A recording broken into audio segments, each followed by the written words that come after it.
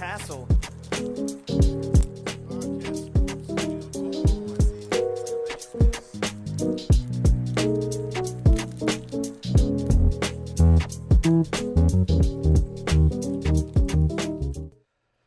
Welcome everybody. This is the portion of Wizards and Warriors where we go in depth on the finals for whatever major tournament, even smaller tournaments that we are going through on this episode. Obviously, the beginning of January, the beginning of the 2025 season has a lot of attention on It Never Drains in Southern California. INDISC, for those in the know, i.e. Pinball, Jim Belcito, all the great staff and volunteers that put on the world's largest open, I think. This year it was like 350 plus players minimum. And it was a lot of fun. The banks were interesting. It was good to see all our pinball friends. And we have a special episode this time because we are joined by the winner of the 2025, spoiler alert, Main Division A playoffs and finals, Zach McCarthy. And I'm very, very happy to have him here. So with that, thank you, Zach, for joining us. Joe, do you want to say anything to start? Yeah, no, Joanne here. No, it's a great tournament. Happy to be back. And yeah, I'm really excited to get into this. Thanks, Z-Mac, for joining us. Yeah, welcome, Z-Mac. Thank you. Yeah, as we get into this, we're just going to ask you a couple questions before we get into the analysis of the finals and the three games, which had an amazing finish. So first, just tell us a little bit about yourself, where you're from, how you got introduced to pinball, and we'll go from there. Yeah, well, I'm from Colorado, Conifer, Colorado. And as far as getting into pinball, I feel like I was born into it, right? So my parents had games when I was growing up, so there was never a time when my basement wasn't filled with pinball machines, really. I can't even imagine. It's literally, it's always been part of my life. Pinball. Was your dad the main player, or did you have brothers and sisters? Do you have siblings that played, or was it just your parents? I mean, yeah, I feel like my whole family played. I have a brother, Jack, and he played too growing up, but he didn't really love the competitive side of things. So, Gotcha. He doesn't play competitions or anything. Nice. But yeah, my parents play. They still play. They're playing in Colorado. My dad owns an arcade, and my mom is a big part of the Bells and Chimes League in Colorado. So, yeah. That's awesome. So what age do you think you got really focused on deciding you wanted to compete? I mean, my first tournament ever was when I think I was 4, maybe 5. That's awesome. Yeah. So did you get did you get a stool to step on? Oh, yeah.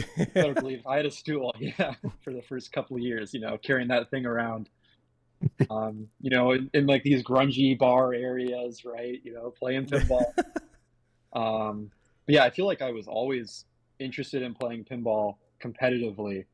There was never a time where I really wasn't. And it was only like when I was able to start traveling and, I was actually good enough to, do well in those tournaments that it really took off and really started having a good time. Dude, that's awesome. I can't imagine what it would have been like.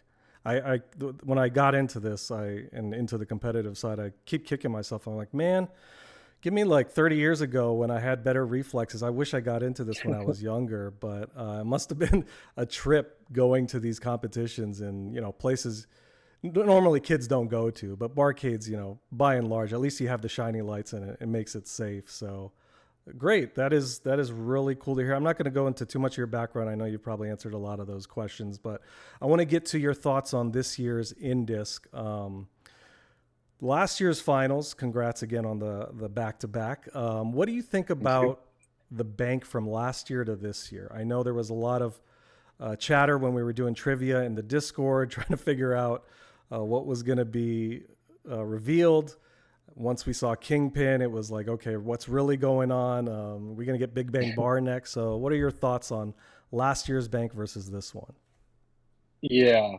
I mean, this year's bank was definitely a lot wackier than last year's, right? Like there's no kingpin last year. I feel like there was maybe 4 or 5 Bally Williams titles, and there was like 4 Sterns or whatever. And this year there was 2 Sterns and like Yeah. 3 Bally Williams. It was definitely like Jim unleashed, right? All the Gottliebs, all the Segas, right? Everything he could want. But even with that, I feel like this year compared to last year, the games were overall like safer. Maybe the setups were maybe a little bit easier, and like it was easier to find consistent games compared to last year. Do you think I don't remember if you. Go ahead. I don't remember if you two were there or not last year. But yeah, go ahead. Yeah, no, last year was my first INDISC, so this year I was like, all right, I got it down. He's got 4 Sterns. I'm going to put one on my card, and then this year there were 2, and it was like a 80-minute wait for Jaws, and I was like, okay. I learned a lesson each year at INDISC. Last year was don't volunteer for like 8 hours and then do commentary because you won't have enough time. This year, don't pick a game when you're tired for your game 5 that you have no idea how to play and get a 0 on it and ruin the card. So that was my lesson this year. I did better than last year, but it would have been nice to get a couple more whoppers. But yeah, for sure, this year's bank. I was going to ask you if you felt the tilts were tighter this year or last year. I felt like they were kind of fair this year. I was watching the footage on Grand Lizard, and Johnny Mnemonic seemed a little tight, but I didn't think that the first 2 games you guys played were too obscene. With Rush, Jeff Teolis's joke was, "Oh no, the rocks are coming," but you guys were able to make some decent moves this year. So what are your thoughts? Yeah, I definitely agree. I feel like the first thing I noticed in my like initial games that I was playing was that the tilts were way looser than in previous years. I mean, kind of pretty much across the board. I remember Jaws was super loose.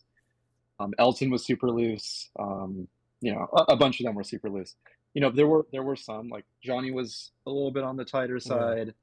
And I think Grand Lizard was slightly on the tighter side, but not bad. Definitely like super playable. And that's something I really like about Jim's setups normally, is that he will give you pretty loose tilts.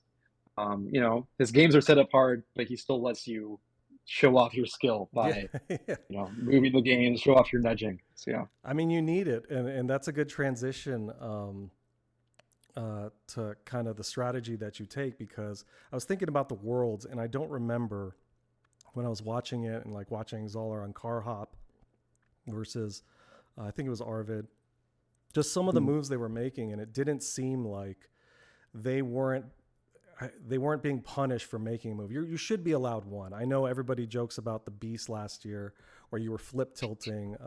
It was a lot of fun. But I think that's the way to go. So I think one of the questions I have when watching these tournaments and sort of figuring out the mindset of people that are there and what they're doing, like, do you have a go-to strategy when you're trailing and you need to make a comeback? I think it obviously depends on the pin, what's available, but are you going the safer routes or the riskier routes? And the reason I bring that up is because your ball 3 on Grand Lizard, there was a moment where Kaylee mentions, hey, I think this is the route you should go on the center spinner because it's lit and you're only down X amount of points, versus trying to backhand the cave lock, which was not always guaranteed because of the fat rubber on the post. And so you're trying to manage that. Do you have sort of a mindset when you're going and you're pacing around the arena of what you're going to do? Do you like the safer routes or do you like the riskier routes? I mean, I think there's a lot of like dynamics in play that decide like what your strategy is going to be. Where, I mean, for example, INDISC, the scoring in finals is 4-2-1-0, so it's much more rewarding for first place versus second or third compared to like Pinball style or whatever. So that's definitely like, it rewards riskier play in that in order to normally advance around, you need to win one of the 3 games at least, and then do mediocre on the other 2. And then in finals, you really need to win 2 of the 3 games to win the tournament. So in that sense, I think you definitely are going for riskier strategies. Maybe you're taking more multi-balls rather than shooting center spinners to boost up the value or whatever. Yeah. No, But on the other hand, I was just going to say, on the other hand, in finals, I think it's super easy to just, it's way more stressful, and people have a tendency to blow it. And you kind of just want to be able to put something on the board and just be like ahead going into ball three.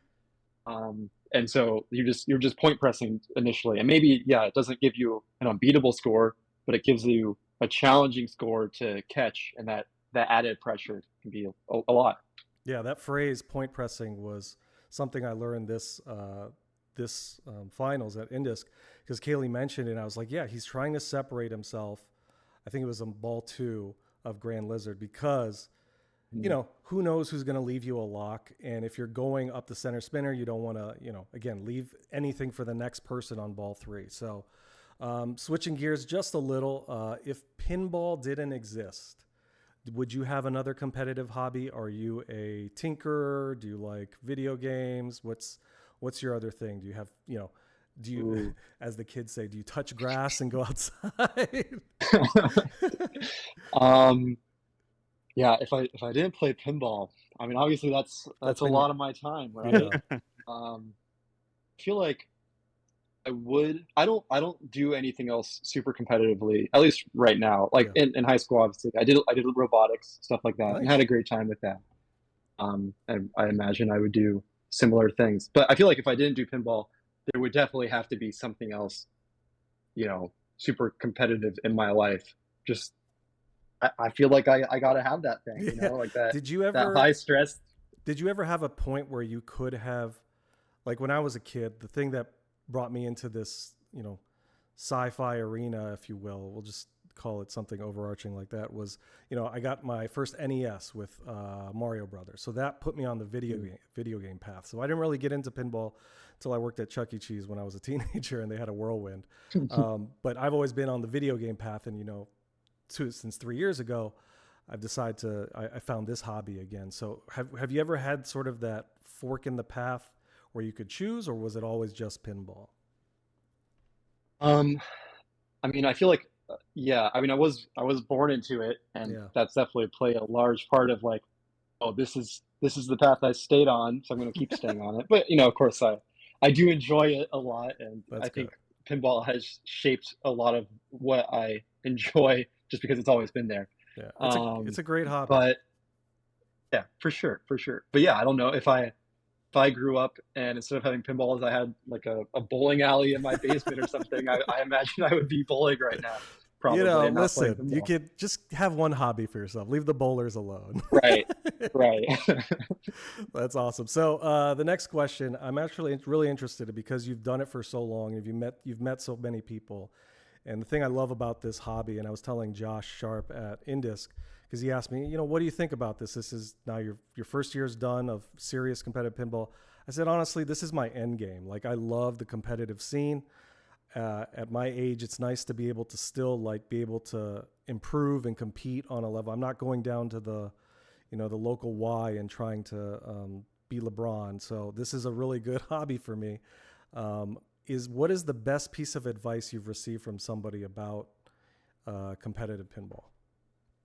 And it's probably, growing up, right? Like, definitely, I think my pinball coach, Adam Lefkoff, of course, and of course my own family, right?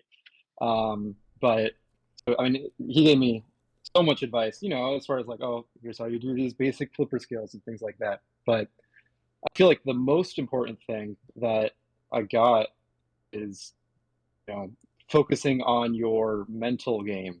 And that, pinball looks like it's mostly just flipper skills and, maybe some rules knowledge and all that. And it largely is, but there's also a huge component of your mental game. And I think that's really like the decider of your consistency. Probably the biggest decider is like, if you're able to stay calm under pressure, right? And always be performing at your, near your best. So I think I'm sure Adam had that discussion with me when I was young, right? Like, not raging all the time and keeping a cool head, and the importance of that in performing. So Yeah. that's probably what I would say is We gotta the most valuable piece. we gotta part that to Sterling. I saw his Escape from Lost World rage tilt, and it was deserved. I get it, but it's funny because I remember being that age and like Oh yeah, we've all been young. yeah, your hormones are going up. You're like, why didn't I used to get so mad not winning in Excite Bike, but I think the details about handling pressure and nerves, I think that's a good transition. I know Joe has a question about that he was going to ask you. Go ahead. Yeah, no, I think that's awesome. I mean, when you get to this like the highest level like you're at, there are those other factors that you kind of have to consider, like the mental game, where it's like I feel like especially for these finals that we're about to review, like any four of you, I think have obviously have a chance to win, but and the skills needed to get there, but it's those other factors like the mental game that really kind of stand out and push you up there to succeed. So that's good to hear. Yeah, for sure. Yeah. What do you have any like goals or like a singular goal for yourself this year? Or I mean, I think like winning IFPA, I think would be the number one goal. We'll do that, right? Nice. I've never won IFPA. Obviously, I've never really come top four in it. So if I could do well in Austria, that would be awesome. And then I guess also I'd love to close the gap in IFPA between me, Escher, and Jason. Get in there for 2026 and throw my name in the ring. So yeah. Nice. Do you have any kind of pregame rituals or like meals or anything, or like when did you start I know you pace a lot, during finals or during competition. Like, did you start doing that recently, or is that a kind of a newer thing? Yeah. Yeah, as far as like meals and stuff, I don't think I really have any like I don't have any like specific meal. It's not like I eat spaghetti every every tournament finals and that makes me win. Um, I try not to eat much during finals. Kind of just like snacking throughout the day, like getting some constant energy, but I never feel full, right? I feel like that's kind of key. You don't want to feel full and tired and whatever, sluggish. Um, and then yeah, definitely definitely the pacing. As far as um, as far as like when I started doing it, I mean, I feel like I've almost always paced. Just like in my life, I've always paced. It's like whenever I need to like think about something or plan something, I'm pacing. Just helps me. It helps get the blood flowing. I guess I don't know. It helps me think. And then for pinball, I think I really started doing it after like Expo 2022. I remember I had like a really tough match against Dalton, and I started pacing like crazy then. And ever since then, I think I've really started pacing during tournaments. I think that was the start of it. Yep, Denim Lightning. Yeah, I feel like it's one of those things where it's like along the same lines of like, chewing gum or like just kind of doing something mundane to just help you focus on, whatever you're trying to Do you have an Apple Watch? Do you keep I track? do. Yeah. I was going to say, do you keep track of your steps? Yes. So after INDISC, if I remember correctly, on Sunday, I walked. I had 23,000 steps, I think, on Sunday. So that I'm was telling you, lots of pacing. Fall back on all that pacing. You've got the Olympic medals in your sight for the walking competition. Absolutely. Cool. So I know INDISC is a very it's on the card format of tournaments. Last year was also the first time I've attended INDISC. So and that was my first card format tournament.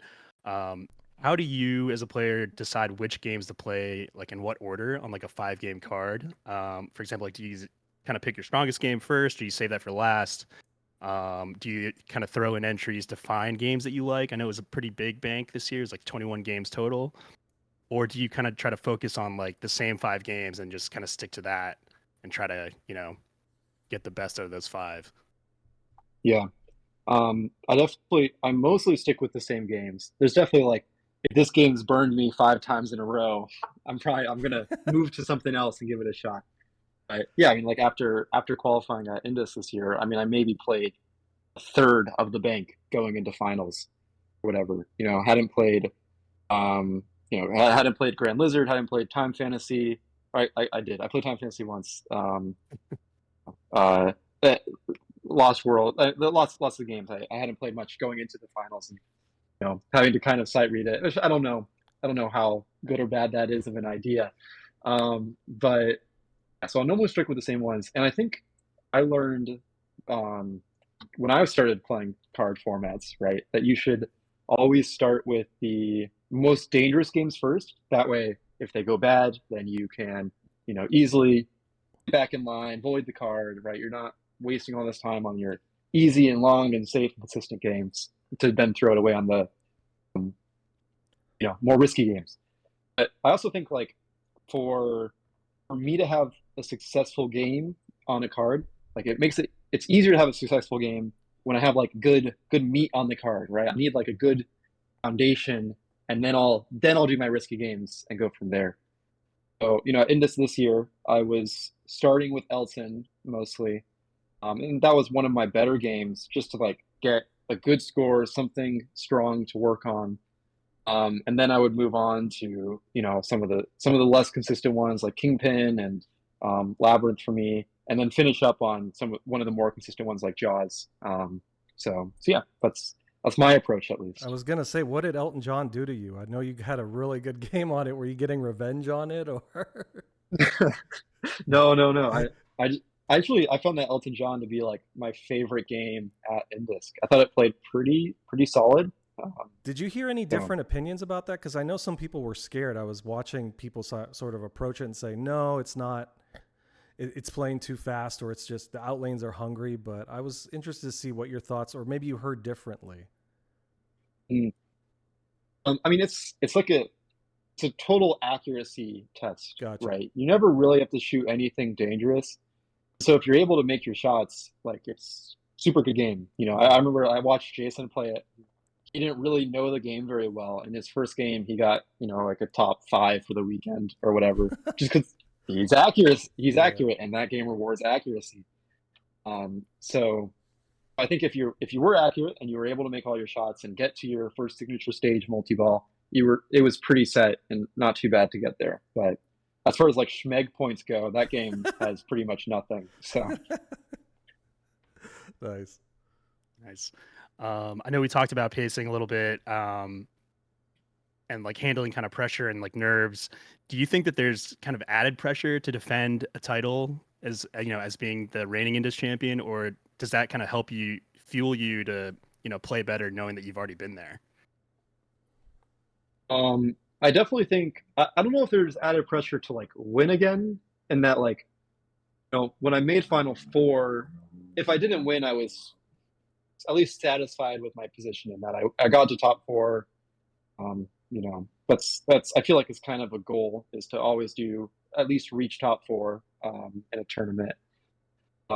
But as far as the earlier rounds, for sure, right? Like it would have sucked going out in quarters or round 2, just like not reaching what I think I should reach in that. And I feel like it almost makes those earlier rounds harder with like the added pressure of, man, I just really don't want to go out in quarters or whatever.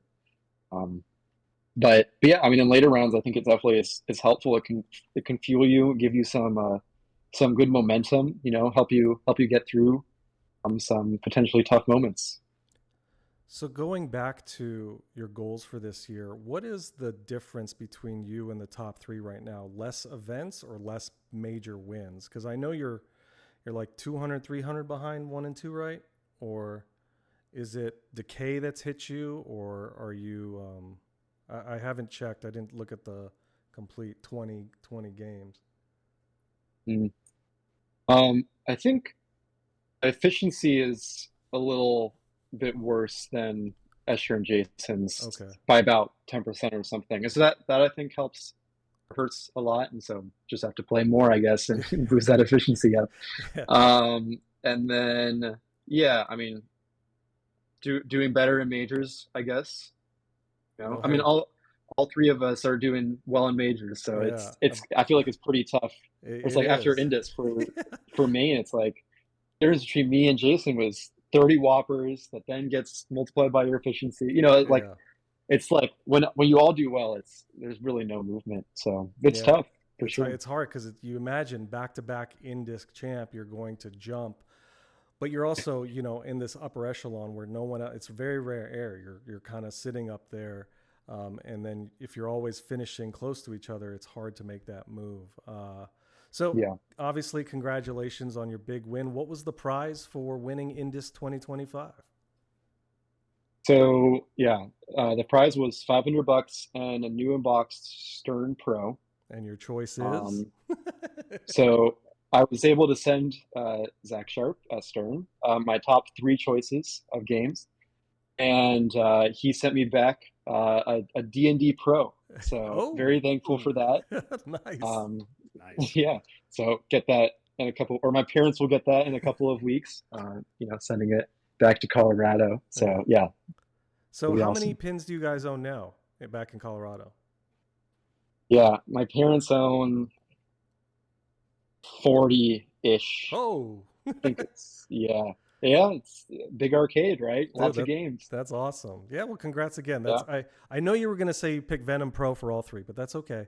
I know. I don't take any offense. I don't take any offense to that. I was going to ask what's the most intense moment of the 2025 INDISC Finals for you. I think I know what it is, so we're going to skip that question. Okay. So again, congratulations from me and Joe. Really, really great performance. At this time right now, we're going to go to our tournament footage analysis. We'll go over the 3 games, Rush, Grand Lizard, and Johnny Mnemonic with Zach, about, you know, some of the strategies, some of the just review of what happened. So Zach, if you want to follow along on the outline, you can. And let me go ahead and put this here. It's going to be loud for a second. Let me turn off the audio. There we go. All right. So again, INDISC 2025 brought to you by IE Pinball. Thank you, IE Pinball, for all the coverage. Your finals commentators for the first 2 games were Jeff Teolis, Kaylee George, and Stephen Bowden. Really great to hear them on the mic.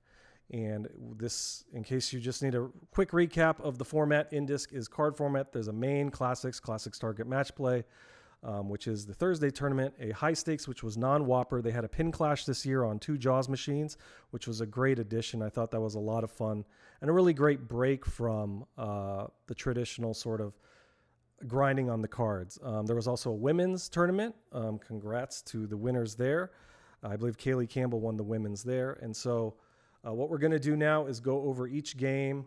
This is the part where a lot of you have come up to me and said, hey, this is great. I skipped this part. So if you are going to skip this part, that's okay. Maybe you'll listen because Z-Mac's here. So the first game, Rush, a Borg design. This was not in the main bank. This was in the women's bank. Correct, gentlemen? Yes. That's correct. Yeah. So why was this chosen for the main bank? Because Escher hadn't picked it in the prior rounds? Yeah, so that was the only modern available for him to pick. So I think he was forced to kind of pick this in the last round, right? Sorry to cut you off, Zach. Oh yeah, that's correct. So, yeah, he had to play it in the finals because you have to pick the modern that you bring in, or the game that you bring in at some point in the tournament. He hadn't picked Rush yet, and so he was forced to pick it. And was that a direct result of the fact that there were only I'm trying to figure out what the moderns were available in the main bank. It was Jaws, Guardians, and what else was considered a modern? Labyrinth? Yeah, so Labyrinth, Elton Godzilla, Elton John. Oh, the Sega Godzilla was considered a modern. That's right. Interesting. Mm-hmm. What are your thoughts on that? Because I'm wondering, like, I don't know when that was made, but I'm trying to think of the other DMD titles that were available, like Lost World. It was there, Jurassic Park Lost World. Was that considered a mid then? So Jurassic Park Lost World was considered a mid. I think Circus Voltaire was considered a new, which was really interesting. Oh. And then Jackpot was a mid. Everything older than Jackpot was a mid as well, or up until like about Grand Lizard or Cyclone.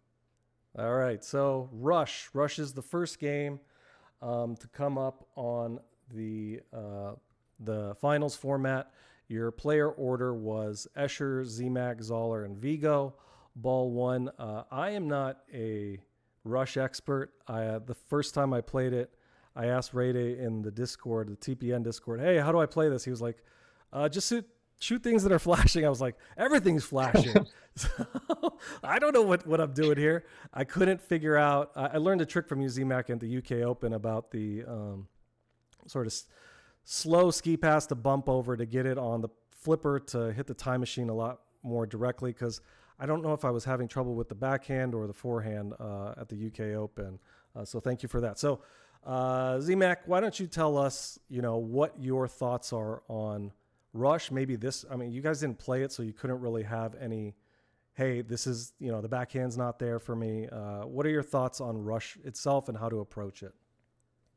Yeah, so I actually did get an opportunity to play it because in my quarterfinal group, Timber, our bus driver, chose Rush. Oh, wow. So I got a full game of practice on it.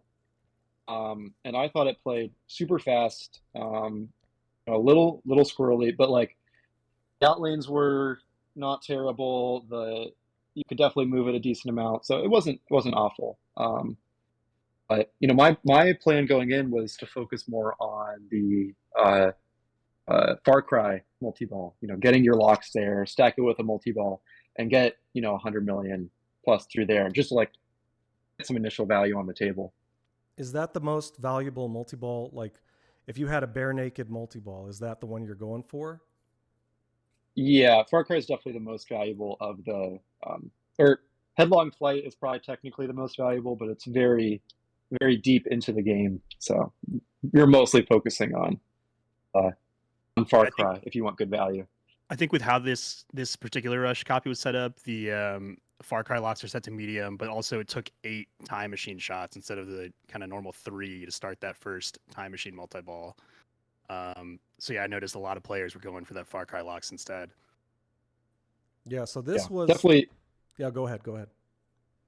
Yeah, definitely they messed around with the settings on this one. And I learned the previous game that medium Far Cry locks. So it does 2 things, and I only didn't know it did the second thing. But the first thing it does is when you complete the light lock targets, I guess the light lock targets, it allows the right ramp to light the lock on, and it times out after about 15 seconds. So that's the first thing. You have to hit the right ramp within 15 seconds, or else you're back to the target phase. But the second thing is that normally with Far Cry, you have to lock the first ball in the upper scoop and then lock the second ball in either scoop. But on this one, that was not the case. You had to lock both in the upper scoop. Oh, wow. It was definitely a little bit more challenging of, having to hit an extra one of those side shots. Did you find your upper flipper shots more consistent or just tough to dial in? Tough to dial in. I guess both of my games on it were not very good. So how did you do? I feel like almost the entire game. I was gonna say, how'd you do in the quarterfinals with it? So I got second on it, but I got 20 million. So it was not a good second either. It was thank God I got second. I don't know how this happened, sort of thing. I like Bowden's quote from Joe that he put in the notes. It says, "I like Rush when I pretend to play X-Men." So, that's pretty funny. Same layout.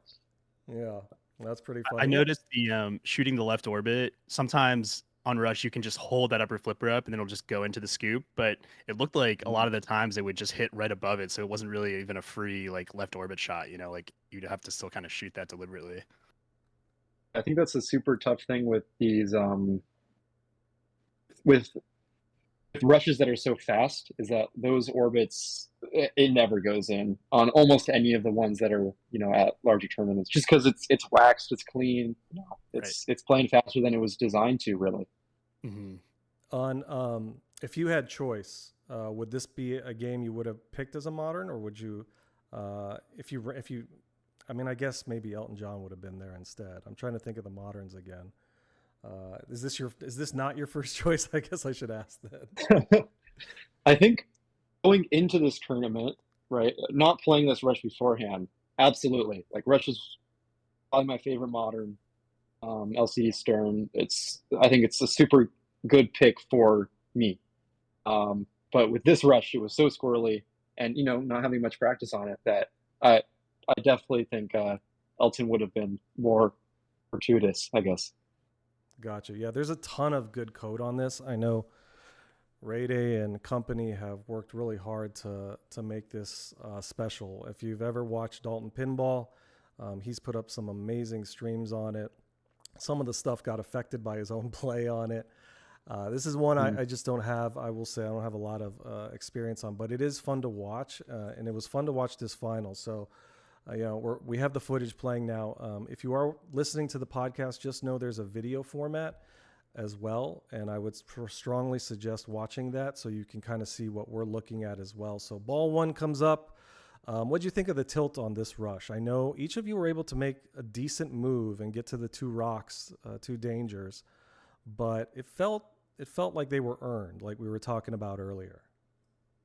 Yeah, I think compared to other games at INDISC, this was on the tighter side, but had less to do with this game being especially tight and more on other games were pretty darn loose. But I thought the tilt was very fair. One good move, and I think Rush is a game that should have a tighter tilt. It's a real accuracy test. Every shot pretty much returns safely to the flippers, and so if you miss shots on it, you should be punished for that.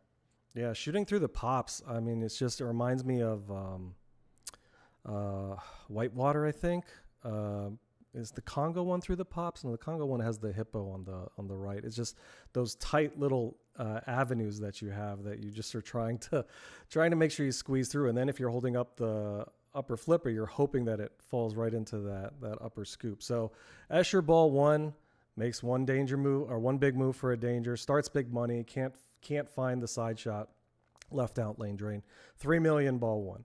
Z-Mac yourself, you light the Far Cry lock, you get your right ramp stand-ups, right ramp to qualify at the side scoop. You get a double danger. You hit the right sling washer to the left out lane.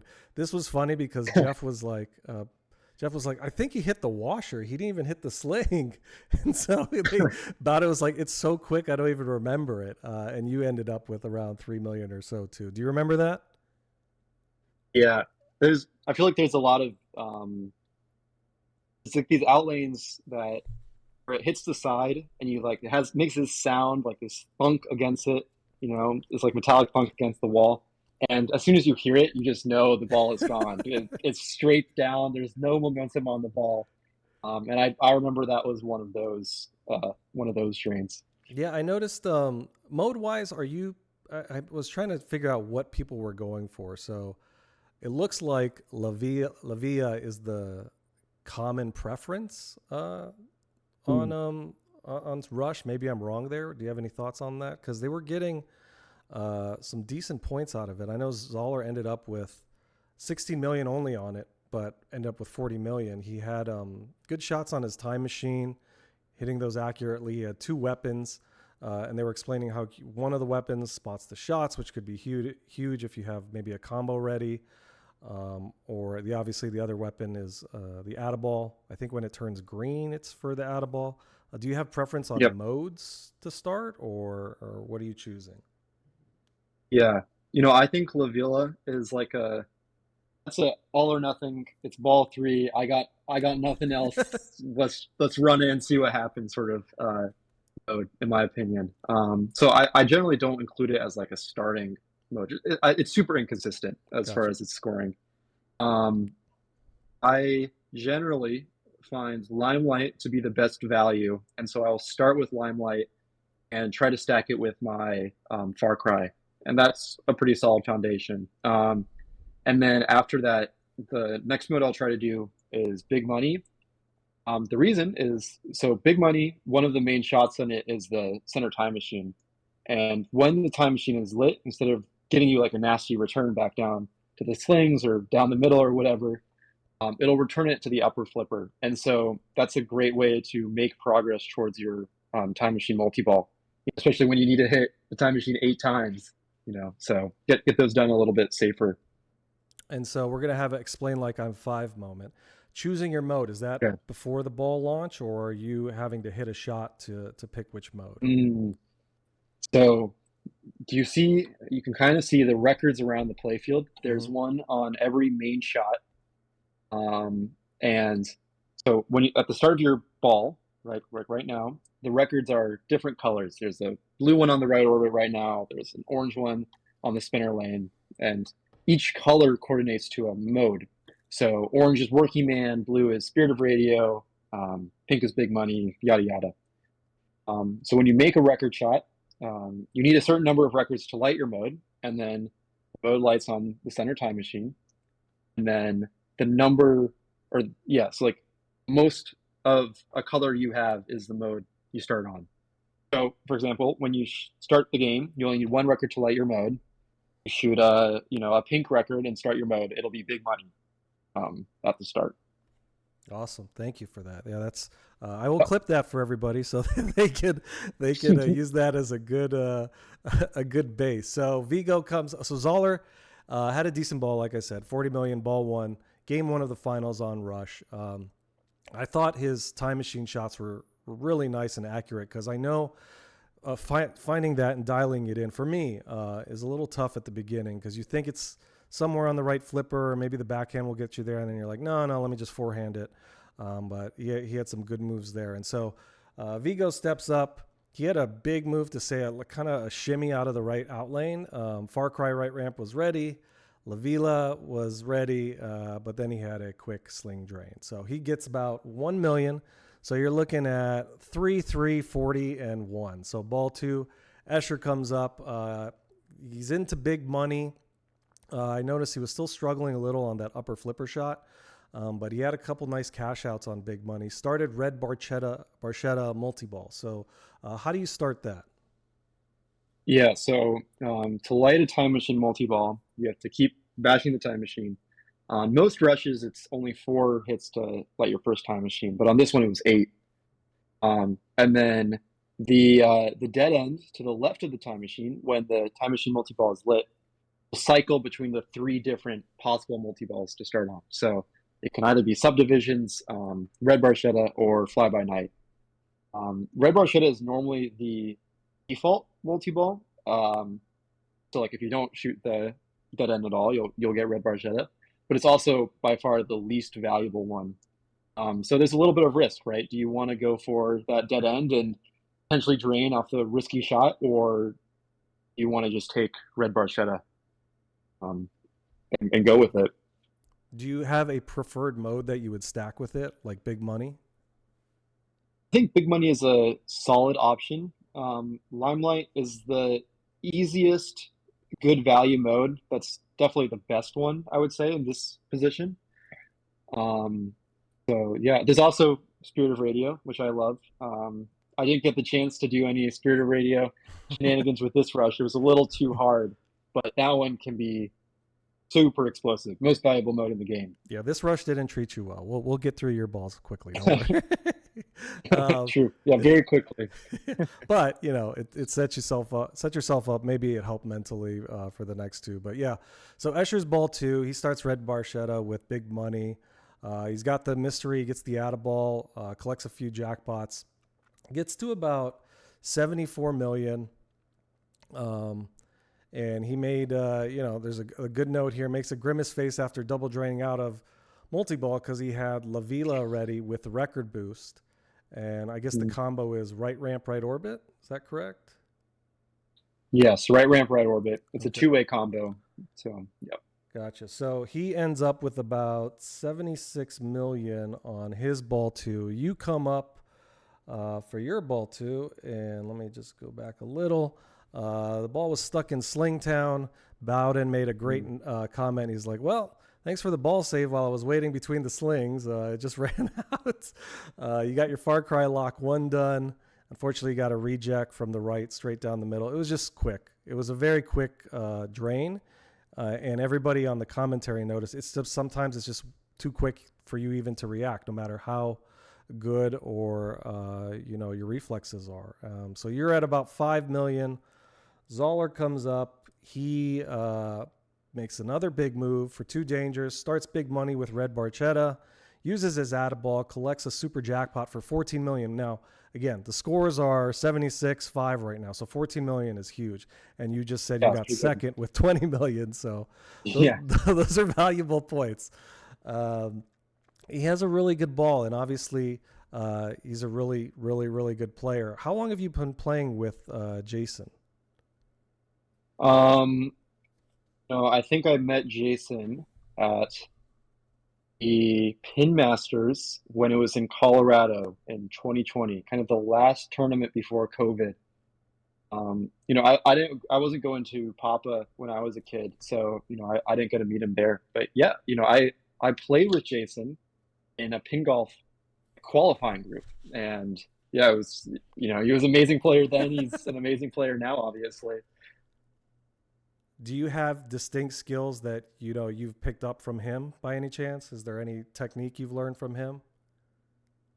Um, I don't know if there's anything specific. I've obviously I think Jason is the most accurate of us kids, really. Yeah. And I think he's super good at keeping things um, under control. Like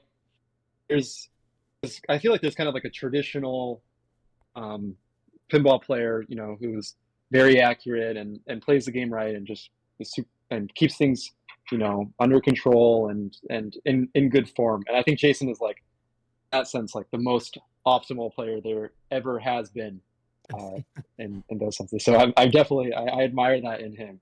And when you're playing against him, you got to do. It's going to be a marathon on almost every game. I remember playing against him at Pinburg I on was just gonna say. Cora. The game lasted for 4 hours. I was gonna say I remember the AIQ where you Oh, yeah everywhere the AIQ. yeah, Yeah. and it was just like everybody has their strat for it, but he had another. And I know I was sitting next to Escher and you, and Escher was like, "Hey, this is what we were doing, but now it's getting publicized because Jason's doing it." It was the long game Oh, strat yeah. of reality. Mhm. I forgot the next one, Soul Gem, and then drain out of reality, or let Thanos collect something so you can play reality again. Oh, I think it was That's right. time, the one that spots a shot. So, yeah, that was that was a lot of fun because you definitely have to Yeah. put on your best when you're playing Jason. Absolutely. Absolutely. He's a great competitor. There's a reason he's number one in the world. Yeah.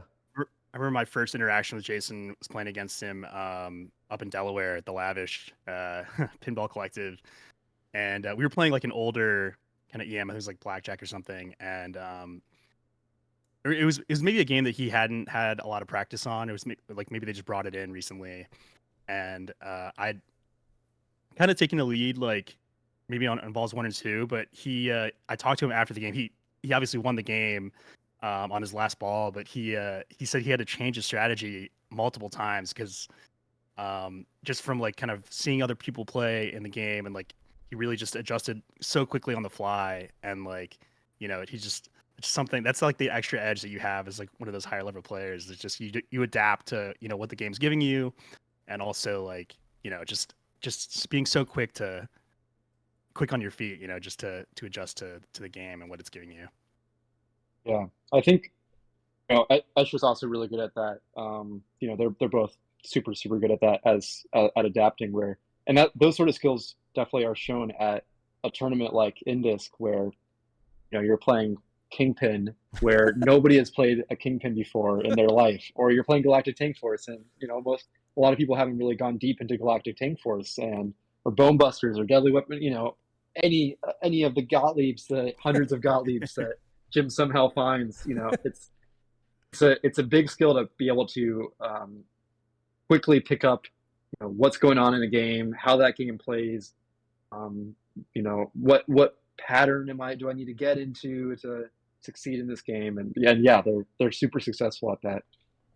Yeah, so it was ball two's coming up, and you've got Zoller running through what he can on Red Barchetta and Big Money. Gets 29 million out of his multi-ball, ends up with 135 million, which is clearly a solid score. I would be interested to see. I should have gone back and looked at the entries when the women's bank were putting them through, and also through the playoffs. So Vigo steps up, starts Lavia, gets some huge shots in Lavia, really good combos, gets a fun little left out lane drain, but he's sitting pretty with 75 million. So he's right there with Escher, who's around 76. Ball three comes up. and we've got, first game, ball 3. Got to figure out what's left for you on the board. Escher starts La Via, and Kaylee mentions that he had a really nice live catch to complete one of these combos. He almost hit, I think he hit 3 in a row or got close to it for La Via, but he ends at about 125 million to put him at the time in second place. So unfortunately for you, as we come to your ball, that did not happen. Yeah, yep. You get the infamous Borg. You had a quick Borg out to the right drain. I could move it forward. I think it happened so quickly, but what were you thinking going into ball 3? Did you if you remember, like what was your plan going into it? Yeah, I mean, my plan was I was going to take my upper loop shot because it was lit for big money and try to stack that into my multi-ball and get some value there. So it was going for a Far Cry and big money just to start out. And then I would probably work towards my time machine after that to try to catch Jason. But this would hopefully get me above the Vigo Escher area, but not happen. Yeah, you got the left bounce to the right Borg in lane, and then I really thought the trajectory of that ball was coming back to the left. So when it did a little backspin, maybe it had backspin on it, and went out the right, I was like, that's wild. Like that feels like that's what happens to most people. So it gives some, not that it's good for you, but it gives some sense of relief to other players. Like, okay, it's not just me that it happens to, even no matter how much you're bumping it. On Borg designs, are you actively nudging more? Do you know if you find yourself doing that, or is that just, you're just normally doing what you do? I feel like when you get Borged, it's not really like I should have nudged harder or anything. It's kind of is what it is. I mean, there's the best save for it is probably the wicked shimmy, out of that outlane when it happens. But it's so quick, it's tough to react to it. Yeah, I totally hear you. So you end up with 11 million. You're taking a 0 for the first round, which doesn't put you out of it, but obviously you're always trying to at least get a point in this scoring format, 4-2-1-0. Zoller steps up. He has some crazy side-to-side action to start. I thought he was done for. Starts Tom Sawyer, hits his 1-2-3 into Far Cry multi-ball. Excuse me. He's rolling. He has a double danger. He gets a double danger after trying to cradle separate, which I didn't expect, because I know a lot of the times when you're cradle separating, you're not putting too much force on it. So the fact that the ball found its way edging out was a little surprising. He gets multiple Sawyer shots to progress through the mode, collects his big points, and ends up with about 203 million, which I'm sure he was super happy with. Vigo steps up. Are you watching, or are you still kind of walking around at that time? Or what are you thinking after you're done with ball 3 and you're like, okay, game 1's done. What are we doing here? Yeah. I mean, I'm always pacing, so I guess I'm somewhere in the background. And, if you've never been to INDISC, but there's all these games and there's like huge projector. And so, when I'm pacing in the background, I can still see what's going on a little bit, check in, see who's still playing and whatnot. But yeah, I mean, I think for winning a Papa style final, you really need to take the 4 points on 2 games, right? There's ways you can win without that, right? If it splits evenly, or maybe the 8-8 happens, but really 75, 85% of the time, the person who wins is the person who won 2 of the 3 games. So taking 4th sucks, obviously, on the first game, but it's not, I don't think it's terrible. It's that worse of a position compared to 3rd or 2nd, really. It's basically, okay, I have 3 games, I need to win 2 of them. I lost 1 of them. I better win those other 2, or just do or die moment, right? Yeah. Because when it came to game 3, obviously you controlled your own future, and it sucks when it's like that sometimes. But it's also, I don't know. For me personally, it gives you a sense of accountability. Like, look, I've got to do this. No one else is going to do this for me. I've got to push through and figure out what I need to do to win. So I don't know if it makes the win sweeter for you. For me, it would. That's kind of my thinking on it. Yeah, for sure. Yeah. So I think Vigo's. the Go ahead. 044 is no, the 044 is always a good feeling Yeah. to have. Do you prefer the 4210 or the 3210? Oh, 4210 Yeah. any day of the week. I think it's far, far, far superior. I mean, I'm a little biased. I think I'm a more explosive player, and so the extra reward for taking first is beneficial for me. But yeah, I think it's just way more fun and interesting format overall. I feel like I had a bit of a ZMac moment yesterday at we just had like a small local tournament, but it was, the same 4210 scoring, and I was driving the bus for the group, and picked the first game. I had to go first, and then lost. Like I put up, a horrible score in the first game, and I knew it was going to come in last. But I feel like that kind of lull in time where you're just waiting for the game to end, knowing that you took a zero, is it can sometimes feel like an eternity where it's just like, I just want to move on to the next game, and Mm-hmm. I mean, like you said, with the 4210, it's like you just have to win two games, right? So you just have to move on to the next game, and with a plan to, obviously win out and then, win the tournament. So, Yep, absolutely. Joe, do you Absolutely. play in between balls or games? Like if you're waiting? I mean, if the opportunity is there, I like to stay warm. I don't particularly find solace in pacing myself. So, yeah, I mean, like if there are other games available to play, I'll just kind of flip around just to get my hands busy and wait for the next game to start. ZMac, have you ever? I mean, I don't know if pacing, how long you've been pacing. We'll just call it that for now. Mm-hmm. Not to put a negative connotation on it, because I do it too. But have you ever found yourself keeping yourself warm, playing, free play pins, practice pins, or do you just like to kind of wait until you get your hands back on the flippers of the game you're actually competing on? Yeah, I mean, I think for smaller local things, like I like playing pinball, so if there's a pinball available, I'll play it around or whatever. But for INDISC, I normally don't do that, just because I think there's definitely some changes in how flipper feel and game feel have between games, and that can affect how you play on certain things. So I prefer to stay more locked in for larger tournaments. But I feel like pacing is what keeps me warm, right? It's like it's keeping my heart rate going. I feel like I'm still in it. I'm not getting cold just sitting on the sideline. Yeah, no, you're definitely pumping adrenaline through your body, and it's great mentally because I don't know. Sometimes it clears my mind. I remember at Papa 21, I was walking around for the Classics playoffs, and I was just like, "This is great. I can walk around, and by the time I get a lap in, maybe it's my turn. And if that's great, that means the other players didn't do anything. And if I need a couple laps, I got some work to do." So, game one's done.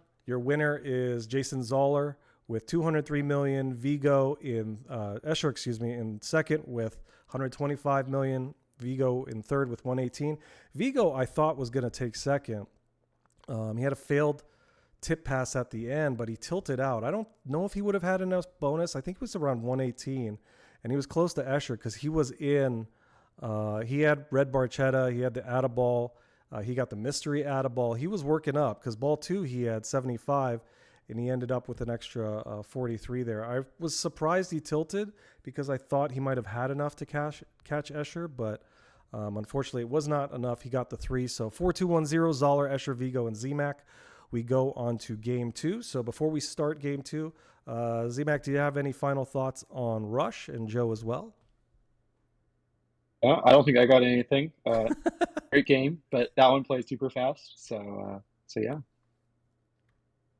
Yeah, on to the next. All right. So one of the great things we had in our last episode for Cincinnati was the Minotaurials. So I want to make sure we shout out Pinball 101 on YouTube. I'll put the link in the video description. We are going to watch a 2-minute video on our next game on how to play it. It is Grand Lizard. I fell in love with this at Pinburg last year. I was talking to Rucko about it while she was watching, I believe, Jordan Deshane just destroy it because I think he owns it. And he had like 6 million, and we were all just kind of, she was waiting for her turn. It was also in the Bash at the Berg Bank, but I thought it played really well. I really liked the way it was set up at INDISC. I kind of wish I had taken the strategy of making this my risk game and putting it as my first game on the card, but you live, you learn. So let's watch this video real quick, and we'll go from there.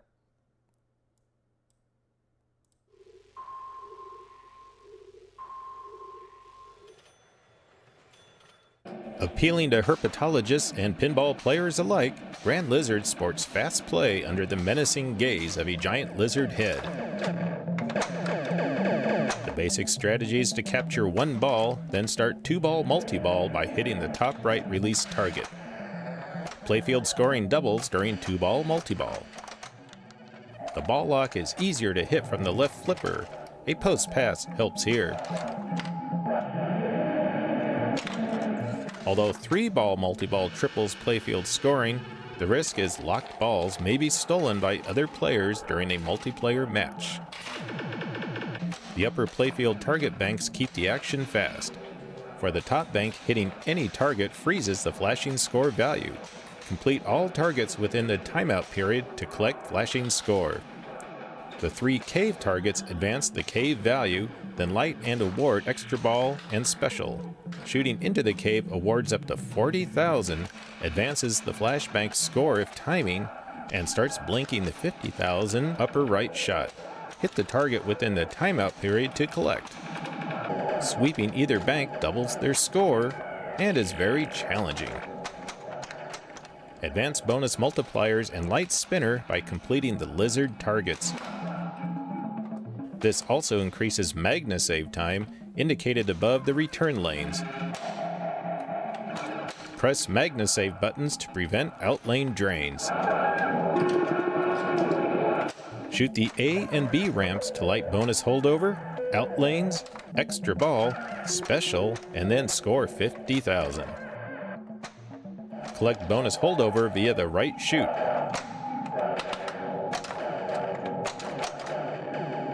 Hit the right target to collect extra ball and specials. Rolling through an in lane flashes the mystery lamp. Shoot the ramp to collect the displayed mystery score.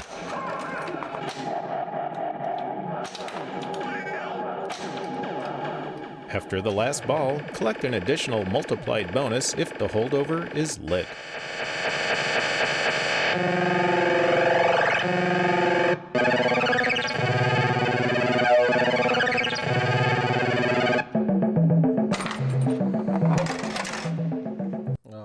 So I love the sounds on that game. Sorry, you had to indulge me there.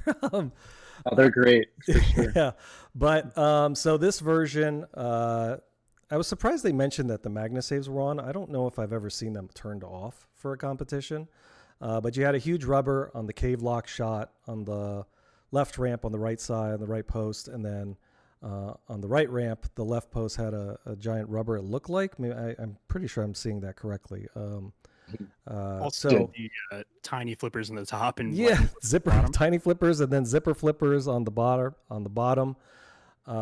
Basic strategy: get your locks and then take advantage of the multiplied play field and try to get the center spinner lit and just rip and go up there. I didn't realize there was a. I think he said, "Oh, sweeping the targets up top doubles the value of whatever's lit." That's interesting. I didn't know that. Thoughts on Grand Lizard, Z-Mac, and your approach, seeing it as the second game in your bank. You were scheduled to go fourth in this this round.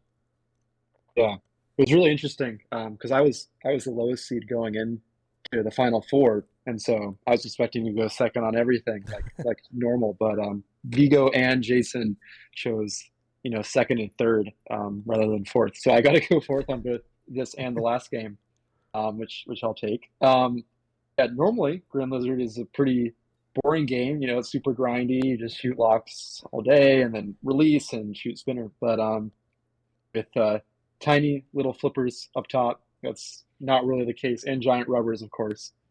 So yeah, I'd played this Grand Lizard at IFBA when it was at Jim's house the previous year, and I played it against Escher in our top 8 match, and I got 10,000. I think I got something. It was crazy. It was very sad.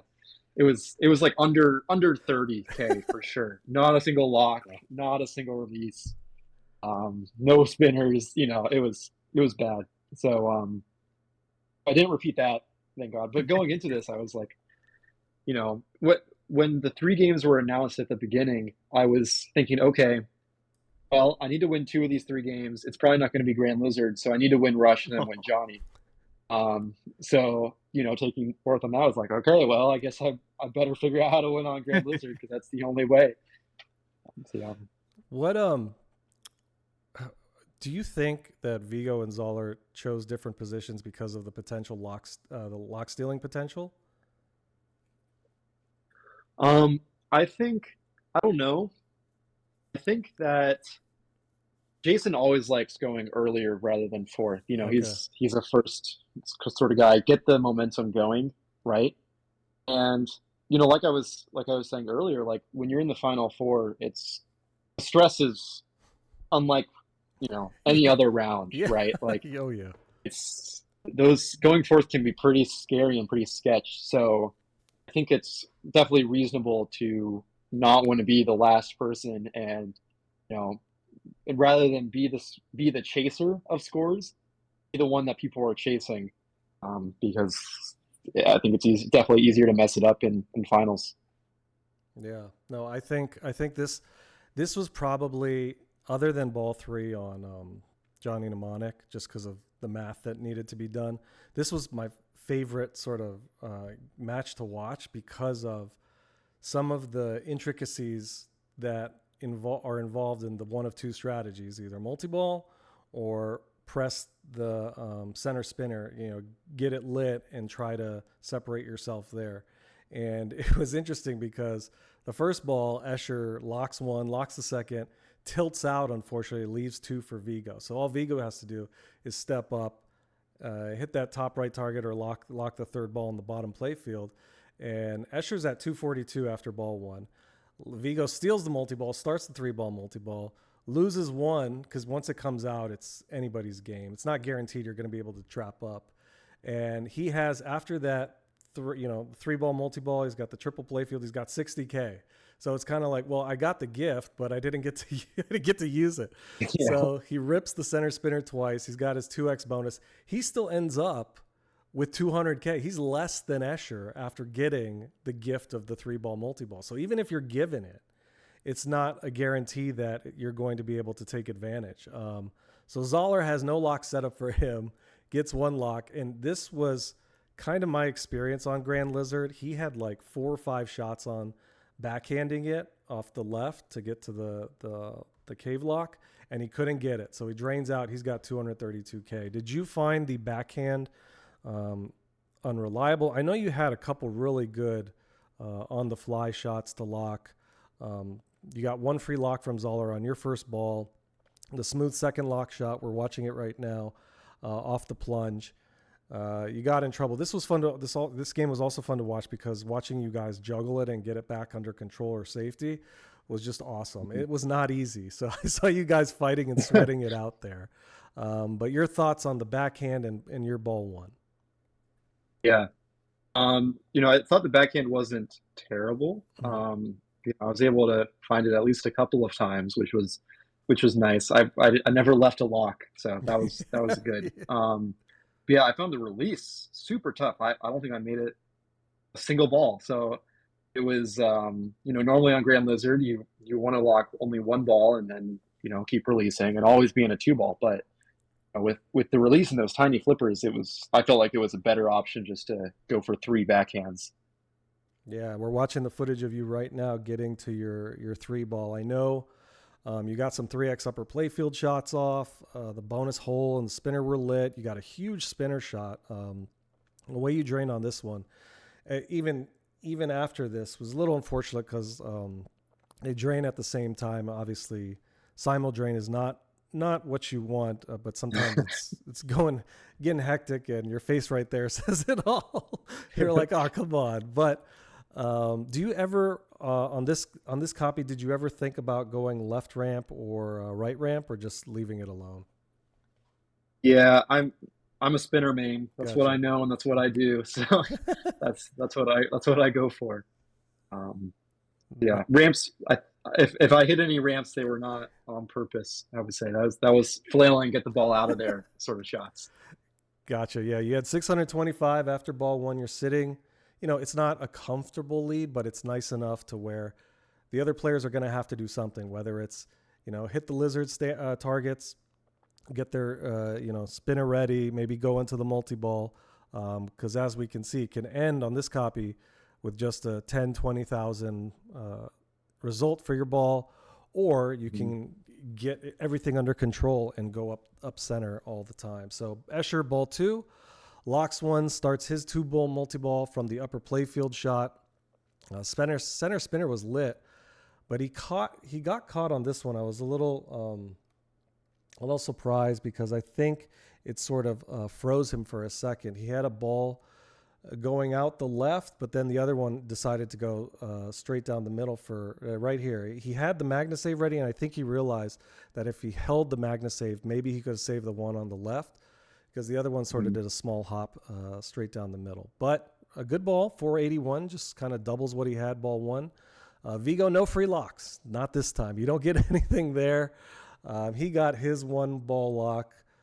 Starts his 2-ball multi-ball. He backhanded the left target nicely with both balls cradled, which I realized was a really smart strategy because when you look at the play field, if you've got your ARD ready and you've got 2 on the left, you have a chance. Kind of reminds me of 2 balls cradled on the right on Guardians to get to the scoop. You can just backhand it there. So he got his L target nicely, used the MagnaSave on the right, had some huge spinner shots. So when the spinner's lit, what is that telling the player on the center spinner? That says that the spinner is worth 2,000 a spin. Okay. So it's worth going for. Yeah. And so if it's solid, it's worth 1,000 then? I think solid is just part of like the light show animation. Okay. So like when it stops spinning. Yeah. Gotcha. Okay, cool. So Vigo locked another ball at the end of this one on his ball two. He left one for Jason. So Jason had one ready, starts his 2-ball multi-ball, gets a beautiful center spinner shot right here, I believe. Yeah, so you could see I think they were calculating it was like 30 to 40K per rip, which is going to come into play on your ball two. So he relocked another ball after his 2-ball multi-ball is done. He went for the center spinner that time, but it rejected to the right out lane, and he is now sitting at 481K. So your ball two is coming up. You are slightly below the lead on Vigo. He's at 677. You're at about 625.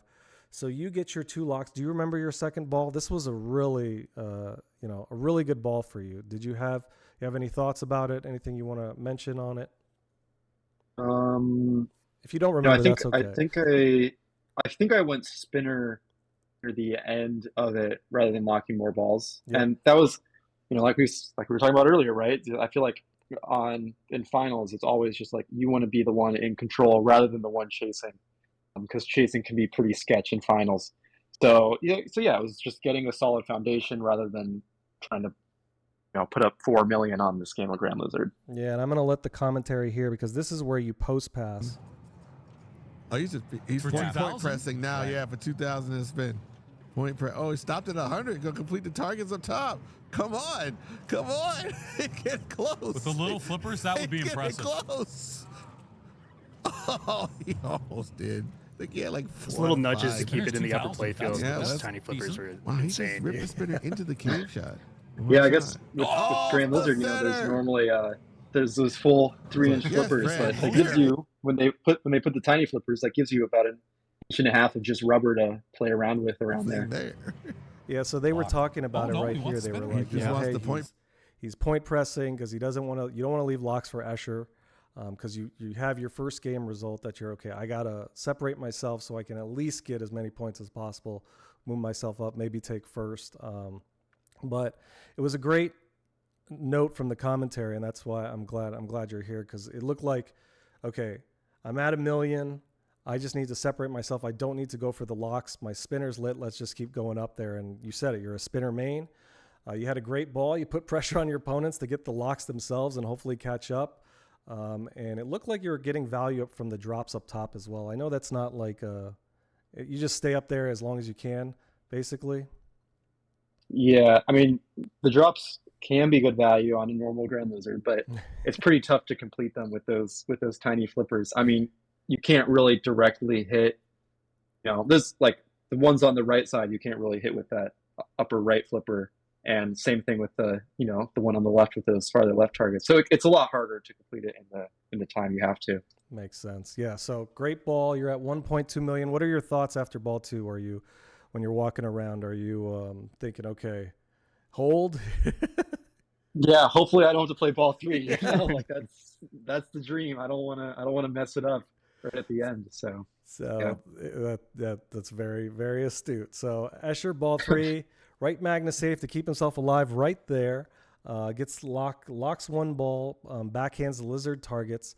But unfortunately, during his 2-ball multi-ball, he had a right out lane drain to end the multi-ball, and then he gets a left sling to right out lane, and I think he was trying to restart that. There it is, restart his multi-ball, but he is at 653s currently in third. He's looking at, I'm assuming, Jason's score because he had 2 from the first game, and he's like, if I can escape with a point, I'm still in it. And obviously, Escher's a world-class player. He's always in it.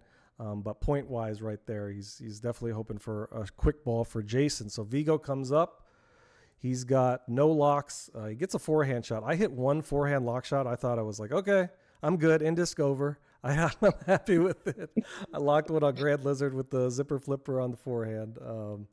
So Vigo comes up, locks his second ball. He sent it up a bunch of times trying to get back and get control.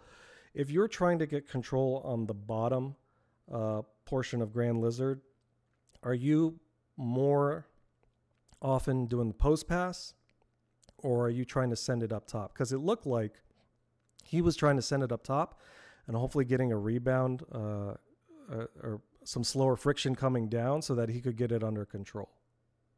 Mm-hmm. And I would say normally on this Grand Lizard, I was trying to post pass to hit my locks rather than going up top, just because I couldn't make that shot. But if Vigo was more comfortable with that multi-ball start up top, then that's, I think, is a fine option as well. Yeah, I just noticed that, and I didn't know if he was doing it on purpose. I thought he might have, because he had the 2 locks, and this sets up Jason. Did you know that Jason had 2 locks ready for him? Probably. I would imagine I was somewhere and I was able to see the game state when he was walking up. I would be like, oh, come on, man. You don't need to help him anymore. So yep.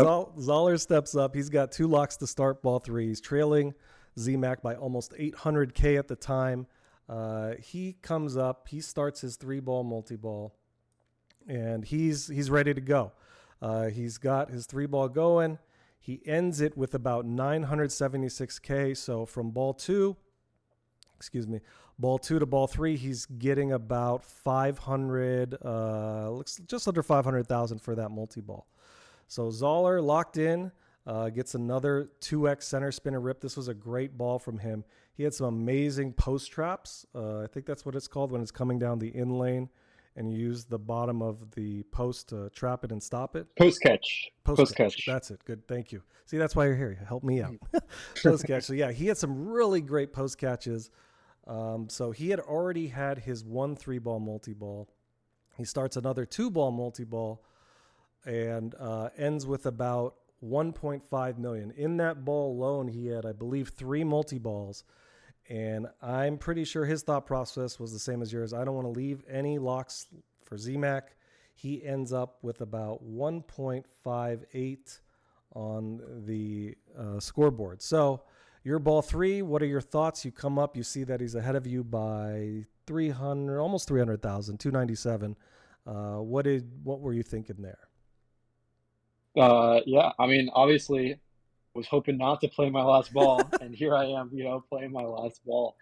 So, I think there's like a little, it's definitely like, like we're talking about, like the chasing is tough in finals where it's like, this is it. I mean, for all three of us, right? We either stop chasing here or not stopping chasing at all. So, yeah, there's definitely added pressure there of just getting something done. I always feel like it's harder in this case of like when it's 300K and it's not like too much, and it's just do anything, right? Don't completely fail, right? Like it can be tough not to completely fail in those moments.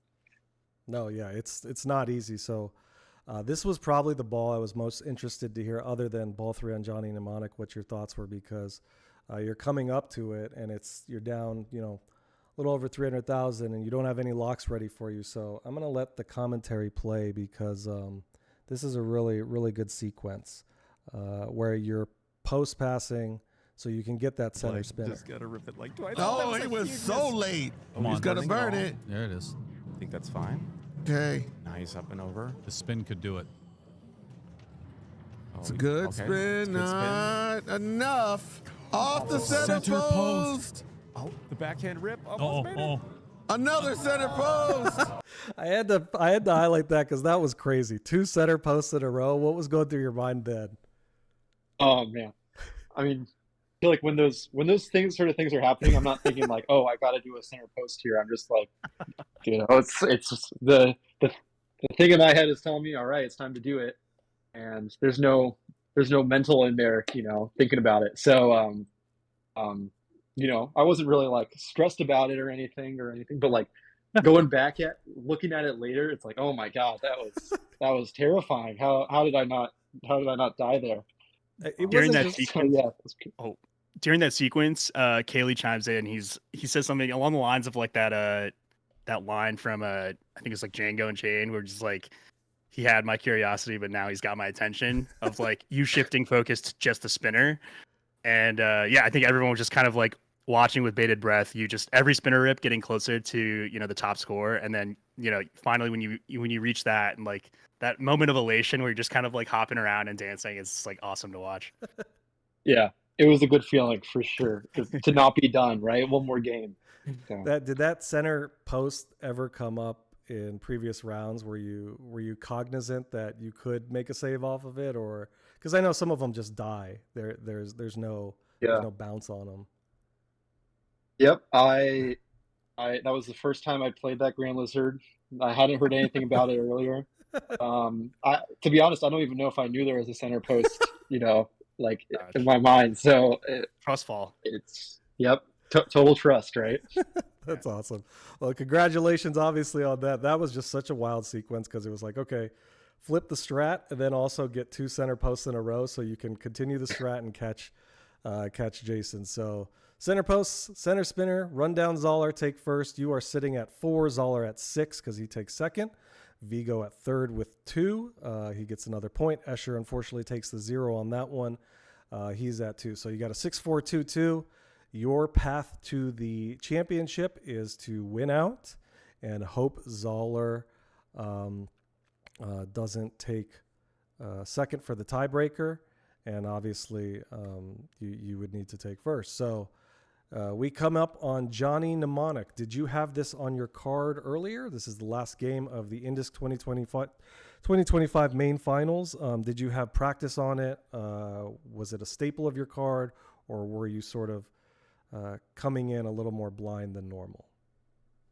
Yeah, so I played this Johnny one time in qualifying, and I thought it played fine. When I played it in qualifying, it messed up quite a bit. Like there was lots of glove issues. I had to like stop halfway through my game and take comp balls on a new game. So I don't feel like I got the best Johnny experience. But yeah, I thought all the shots felt pretty good. The spinner was absolute garbage, intentionally garbage. Jim did that on purpose to nerf the spinner strat a little bit. But yeah, otherwise it was a very standard Johnny, I'd say. So for the uninitiated, there was a giant sign on the back glass that said, "Don't do it." What does "don't do it" mean on Johnny Mnemonic? Okay, so little road trip down memory lane. So in 2022, I want to say at like the Great Lakes Pinball Open, District 82, Haley was playing Johnny Mnemonic in a finals, and he was behind. He burned his spinner millions, and he had this trick up his sleeve where if you have a locklet and you start Yakuza and then lock a ball, then from the hand you can continuously drop it into the mode start hole, and it'll just serve it back up to the hand forever. And the mode start hole will also award you a Yakuza shot for about 60 million, and it doesn't really decrease in value. So Kaylee did that there for 30 minutes or whatever, right, to catch the scores he needed to do. The game like freaked out. I think the hand board broke. I don't know. There was issues with the hand after that, and so it'll forever live on as a banned maneuver. That's so funny. Yeah, I did try that at a local. After I heard about it, I was like, all right, let me see if this actually does anything. And I just dropped it into the hole, and the game actually broke. It just kept going back up into the hand, and then I had to restart the game. Oh, like no. it just Yeah. Hopefully you didn't blow a good score on that. That's hilarious. Good for Kaylee for finding that out. So Johnny Mnemonic, from what I understand, there's the meta on it is build your bonus, take advantage of the scoring bug on the grid for the award bonus, I guess. There's throwing spikes, spinner millions, cyberspace multi-ball, and a matrix strategy, the Yakuza strike, which can give you decent points, but I think the big strat is to hit the spinner. If you want to explain in better detail, I would be more than happy to listen. Yeah. So there's two different elements. I mean, there's lots of different elements to Johnny. Johnny is a super funky game, but the first two things are your throwing strike awards and your locks. So throwing strikes are lit by the left in lane, and then they light for a short time on the right ramp and right orbit, and they give different awards, a set list of awards. So the first award is gigabytes or big points or something, and then the second award is something else, and then the third award is light spinner millions. Spinner millions is spinner, and it's worth 10 million a spin for that ball, and it awards it, I believe, during normal play, and then also again during bonus, for big value. So generally, like a strong opener is you'll light your multi-ball and start spinner millions with your multi-ball by shooting the right orbit for your last throwing spike with your multi-ball start. That way you have no chance of wasting your spinner millions. You guarantee to get a multi-ball to stack with it. And then on top of that, there's bonus. So hold bonus will award the previous ball's bonus on the next ball, and that includes your spinner millions, but it does it in a kind of funky way where on the display, it'll cycle through, like on ball 2, if you had hold bonus on ball 1, it'll show your all these individual awards for ball 2, your previous ball bonus, and then your total bonus, which includes your previous ball bonus. But in actuality, it awards both your previous ball bonus and your total bonus. So it effectively doubles your previous ball bonus. So yeah, and you can hold multiple balls. So ideally, you get 2 holds. That way you have and then you get your spinner millions on both ball 1 or on ball 1. That way you hold your value for ball 2 and ball 3. Gotcha. So if you get a hold bonus on the grid on ball 1, does it remove it from the next player? So the grid is interesting. So there's 9 awards on the grid, and the first grid is shared by all players. So the location of my hold bonus is the same as the location of Jason's hold bonus, and Escher's hold bonus, and Vigo's hold bonus. That means that when I place it there, they're unable to place it there until that ball is moved. Now, when you lock a ball, the glove will randomly remove one of the balls from the grid, and hopefully it's the hold bonus one so that you can get it. That's one of the reasons, like, play order on Johnny can be kind of weird. It's almost better to be first in that you're guaranteed that you can get the hold bonus before other people get an opportunity to. And are you given any clues as to where the awards on the grid are? Yeah. So when you lock your first ball, Crazy Bob will cycle through all of the awards, very quickly. It'll show, whole bonus, 2x, whatever, just on the display. And on the grid, it'll light the corresponding rollover on the grid. So it'll show, 2x bonus and show a location on the grid, hold bonus, show a location on the grid, light video mode, show a different location on the grid. And you have to be watching. If you watch, players play Johnny, when they lock their first ball, you can see them look at the display, wait till they see hold bonus, and quickly look down to see where on the grid it is. It definitely takes some getting used to get the correct locations. Yeah, it is a wild code.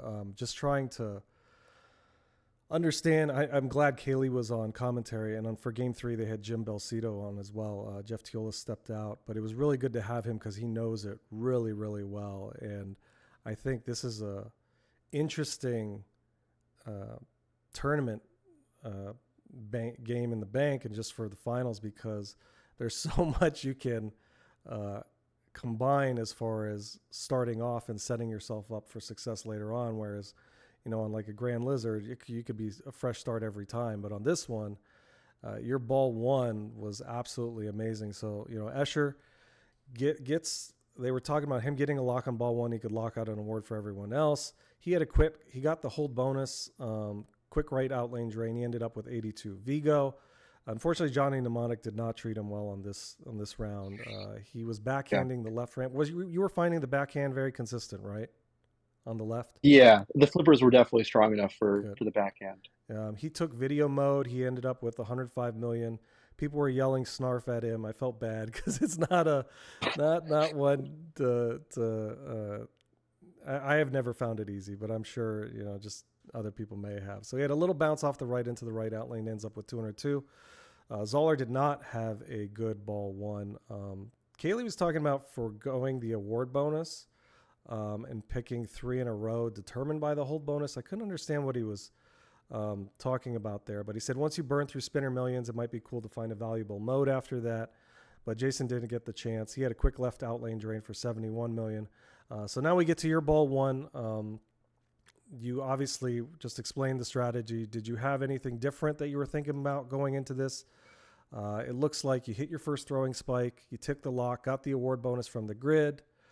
You relit your lock, your left ramp combo to right orbit to got your next lock shot. And then there was a moment where you were kind of hyped up, and I think it's coming here after your second lock. I'm going to let the audio play first, and then we'll get your thoughts on what was kind of going on here. Must have pulled it out this time, right? Yeah. So his next Net or X? throwing spike, There if we he gets it, is going to light the biggest scoring potential in the game. All right, smartly lighting his lock. He's going to try and combo his left ramp into the right orbit. Nice. Zach's excited. So That's his huge. spinner is lit for 10 million to spin.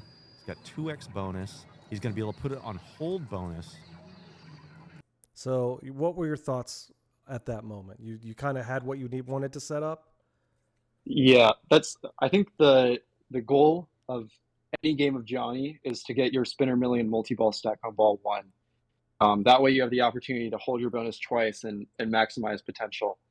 So especially seeing all 3 other players not do that, I thought this was huge potential. And if I get a pretty decent spinner million value, I could end it right here. And Yeah. wouldn't be able to touch me. But unfortunately, I did not get great spinner value. So that did not happen. And, maybe a more exciting game. I did love the double Andy Bagwell clap after the lock there. That was awesome to watch. You just got so hyped up, it's like all this energy you just can't really exert because you're just playing pinball while pushing 2 buttons. But it was definitely, you can see the energy there. Yeah, for sure. I remember after this game, I texted with Andy and I was like, I had some Andy Bagwell moments, some Bagwell claps in there.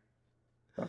That's awesome. So this one, just a great start to set yourself up to take the 4 on Johnny Mnemonic. So I think there was, I think you had a little flipper hop on one. Once the multi-ball was out, you're cracking up there.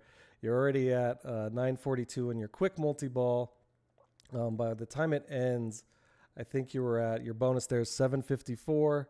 And then obviously there was the addition of the prior bonus amount that you're talking about gets added to it. So you were at 1.9 billion. They said on the stream, and I think this is correct, your next ball you would have had 1.5 billion on bonus and doubled if you could find the collect bonus on the grid. So Right. we're going into ball 2. Escher starts cyberspace multi-ball, gets the left ramp to right orbit for his quick multi-ball. He had an amazing ball too. His spinner millions were at 3x. By the time we get to, he starts Yakuza right around here. He's already at 1.7 billion on the footage. And we look at his Yakuza strike. I think he had the same sort of flipper hop to straight down the middle that you had on your ball 1, but you're looking at his total right here. And there's his 1.8 billion. And then obviously added in with whatever else was there. He's already at 3.56 billion. I don't know That where it's 1.8, huh? that 1.8 that Yeah. he has, Escher has, that's what is carrying over to his final ball, right? Oh, Yes, but not just 1.8, because 1.8 is his previous bonus, and it awards your previous bonus twice. That's part of the bug. So it's really, what, 3.6 that he's going to be Yeah. getting on his ball 3. Okay. So that's So, nice. yes. And that's like, Johnny, like, if you mess up the thing, normally it's over. Right. There's no way to come back. It's who does the thing best and who does it earliest to maximize that value. So I think I actually got pretty lucky that spinner was pretty trash on this Johnny, in that normally with the amount of spinner it's Escher had versus me, like he would be in the 20 billion range and I would be in the 7 or 8, right? Like the gap would be a lot bigger and a lot harder to overcome. that's yeah. I was just thinking about when you said the spinner was trash in the beginning, and now he had some really good, shots at it, but because it was trash, it Worked ended up out, yeah. Thanks, Jim. Thanks, Jim. Vigo unfortunately had missed a key shot. He lit his locks. He tilted. He's at $466 million. Zoller's ball 2 did not go well. He was at for ball 1, he was at 71 million. He got a little bit of a jump there, but he had a failed loop pass and he ended up with 275 million. So your ball 2, we're coming up, and the commentary was indicating there was some confusion on about the grid. Does it stay? Did the positions stay from ball 2 to ball 3? Do you know anything about the how it's supposed to act, or how it did act during the finals? Yeah. So I'm basically in this position. The only way I would catch Escher was if I was able to get to the award bonus, because I was behind by a lot, and also Escher needed to not get the award bonus. And so yeah, compared to the previous multi-ball, the grid completely randomizes again. It's totally different awards and locations, and your first lock doesn't cycle through all the awards. So the only way to find out where things are on your grid is by shooting the bob hole, and it will show you one at a time what each location awards. So potentially 9 times to find what you need. So the thing with Johnny, so like your first grid, your first multi-ball is shared by everyone. The whole bonus is always in the same location for all players. The second grid, that's not the case. Everyone has a different location for different awards. So Escher's award bonus was not the same location as my award bonus. But between balls, it remains the same. Your grid, your second grid is always your second grid, and it never changes. As far as I'm aware, I'm no Kaylee on rule knowledge on this game. So we just saw on that ball you hit bobs twice. So you had hold bonus on 5 and then award bonus on 2. So you kept that in mind going into ball 3. Mm-hmm. Yeah, so I knew where it was and what I needed to do to get that. That's awesome. Nice. Yeah, they were saying for ball 3 now, Escher's up. He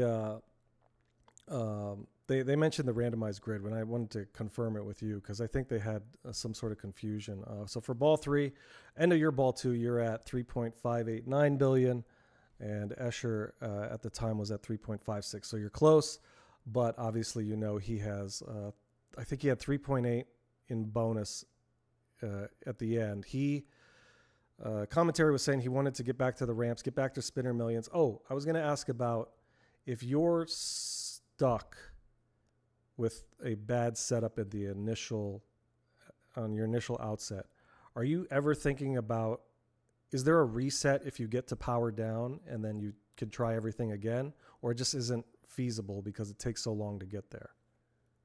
So power down, as far as I'm aware, will clear your grid. And that's a way in which, if you know where the award bonus is on ball, on the second grid, you're able to recollect that value 2 times effectively. As far as throwing spikes go, I believe the only way to relight them is by completing a Yakuza on your previous ball, which Escher did, but I did not do. So I was unable to get Spinner Millions. Escher could. Gotcha. So yeah. Now, Escher, on his ball, if I remember correctly, locked a ball in position 2 where my award bonus was. And that meant that when I went to the grid, I had to lock other balls and hope the hand took away the right ball in order to get to position 2. Yeah, he got 100 million for his grid award, and they were mentioning there's like a mode that locks him out of getting a lock. So the grids were different here, but he puts up an Escher-like performance and does really well, and he ends up with 3.8 in bonus. He's got 7.9 in first. He needed to win and for Zoller to get a 0 to force a tiebreaker, at least at the 8 level. Vigo steps up. He gets a quick straight down the middle and a tilt. He's at 546 million. So his game 3 is over. And Zoller at the time had 275 million. So he at least had to pass Vigo to get the point to end up with 7, which would then force you to have to get the 4 to take the 8 and win. So Zoller steps up, and he got one quick danger, started Yakuza strike. He was picking his ramps off, and going back to what you were saying about his accuracy, just left and right on Yakuza. Starts his quick multi-ball, ends it with 1.1 billion, and he takes third for 1 point. Well, at the time, third. No, yeah, it would have been third anyways, based on the scores at the time. And so he has 1.4. And so now your ball 3 is up.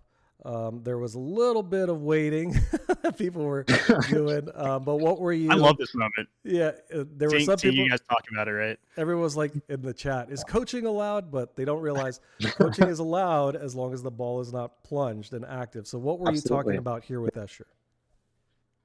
Yeah, we were just talking about getting to the grid, right? How to, because like I said, like Escher had blocked my award, so we were talking about whether it was worth it or try to go throwing spikes or whatever. But yeah, it was just confirming, like, yep, one for grid. That's the only way. That's what we got to do. So that's what we're gonna do. So yeah. So you get to the grid, I think a couple times. So here you are. You step up. They were talking about how you had 1.8 in bonus, which would have put you at about 5.3. So obviously you have to pass Escher's 7.9. You get to the grid, you lock your first ball. You got 100 million for your first award. Did you think that was your award bonus? No. So I knew where it was, okay. And it was on 2. 2 was blocked. So I was just placing it, hoping it would move it. And it did not, I'm pretty sure. I think it moved a different ball. So yeah. I still did not have hold bonus cleared. You started, you got another one, and you started touch tone multi-ball. And Kaylee was saying, there's some okay points there, but obviously when you had it up, you were, you just decided I'm going to drain it out, right? Yeah, I thought the risk of losing my left outlane save was too high for me to play this multi-ball or double draining, right? I felt it would feel terrible to lose because I just played a multi-ball that was not going to get me there for schmeg points. So yeah. Yeah, that was awesome because everyone's like, they mentioned your left outline save. They're like, yeah, draining it makes sense. Just get back up there. And obviously on your third lock, I think it's coming up. We'll just let the footage play. But you needed to find the award bonus. You were at 3.8 right there. And you had a couple shots at it. It was getting a little squirrely. Getting a little squirrely. People were getting nervous, and then here it comes. What the one symbol there, and we'll let the footage. More luck. Yeah. So you just had to get it where up here. You got the post pass. That looked dangerous right there. It looked like it was coming down. It's going to. There's a nice catch. And oof, it just wouldn't go. So you have to get a lock in Johnny. You have to hit for a second lock. You have to hit the target up the middle, and then that lights the luck for the lock. Gotcha. So yeah, you have to, for every lock, you have to survive a dangerous drop target. Yeah. So you're putting it. I think it was on the 2 spot. You got your award bonus on the 2. Another hype moment here. Yeah. More Bagwell claps. He really doesn't want to tilt right now. Like the worst thing he could do is instinctively try and save something. So did you know you had it here? I thought I had it, but then when I looked at my score and I was only at 5.6, I thought I had about 1.5-ish in bonus. So I thought I needed another like 800 million in order to catch Escher and make it done. Yeah, I think based on the math, it was like you might have been at 7.5 and you were needed 7.9. But go ahead. Yeah. Oh, so yeah, I definitely remember telling myself, all right, we're not done here. We gotta work through this multi-ball. Yeah, it was great because you got a couple jackpots, and then you started Yakuzing out after, and then a really, really great moment near the end once you got to about 6.2. You were at 6.6 by the end of Yakuza. I think it's coming here. Let me see if they. What is held light is off? Is it going to say previous bonus on it anymore? All sorts of things. Well, I'm going to get to that moment, but there was the moment where a plastic something fell out. What happened there? That was insane. Oh yeah, I remember. I like hit on the left side and the screw was out, and then I started Yakuza, so I couldn't trap up. That was my value. I didn't know if I needed it or not, so I just kept on going. Yeah. You have to, right? It's like. Yeah. There's too much on the line. You're not going to trap up and have them open the game. Like, you just have to play it out. So we're going to watch this moment here, and we'll get your reaction after that on what you were thinking. We'll let the audio play, and then I'll cue you up. Buddy, what is it? What is it? What is it? There's the previous bonus. He's going to get both of them. Z-Mac wins! Only the most dramatic finishes for INDISC, dude. Bonus countdowns. Always. Ball 3, player 4. So just your thoughts on your ball 3 and the jubilation you felt. Obviously, back-to-back, amazing feat. So congratulations. And yeah, let's get your thoughts on it. Yeah, I mean, it was best feeling in the world, right? It was awesome. I think it was definitely like a really exciting way to win. The previous year I had to play. I was picking the games, so I was playing like first on all of them, and so I feel like I didn't really get the like hype, ball 3 comeback sort of experience. So that was really cool to have, and of course, it's awesome getting the love from my Colorado buddies Escher and Adam and everything. So yeah. Nice, man. Again, congratulations. I'm sure it feels nice if you're up 8. You get 2 4s and you're like, all right, I got it. I don't have to worry. But coming back on a ball 3, especially on Johnny Mnemonic, where there's so much at play, just has to feel great. And it's really fun watching you. And I appreciate you coming on with us. Just comparing this year's win to last year's win, I know it feels good, and now it's going to give you some momentum for nationals coming up soon. Joe, did you have any questions? We're going to play a little game with you real quick at the end, but any questions for our esteemed guest while he's here? No, I just to kind of add on to that, I think the camaraderie between players in the finals is so awesome to see. Like stepping up to the ball, like, you know, talking the strategy out with Escher, like going into that, you know, it's like as the point stood, it was like Jason getting 1 point, even with Escher getting 4, like that means Jason's winning unless, you know, you put up a monster ball. And it's like draining out of that multi-ball, it's what we talked about with the 4-2-1-0 scoring. It's like you have to go for the home run, and that's exactly what happened. So it's incredible to watch, man. Congrats. Yeah, absolutely. And it's awesome. Was like, you know, in that finals I was playing Jason, Escher, and Vigo, and all three of them are like really good friends of mine. And you know, it was definitely it was a very fun finals. You know, like a nice kid Final Four. Boo! No, just kidding. No, congrats again. We've said it millions of times, but I'm sure you've heard it from a lot of people too. It was super fun to watch, and it's a great start to the year for competitive pinball.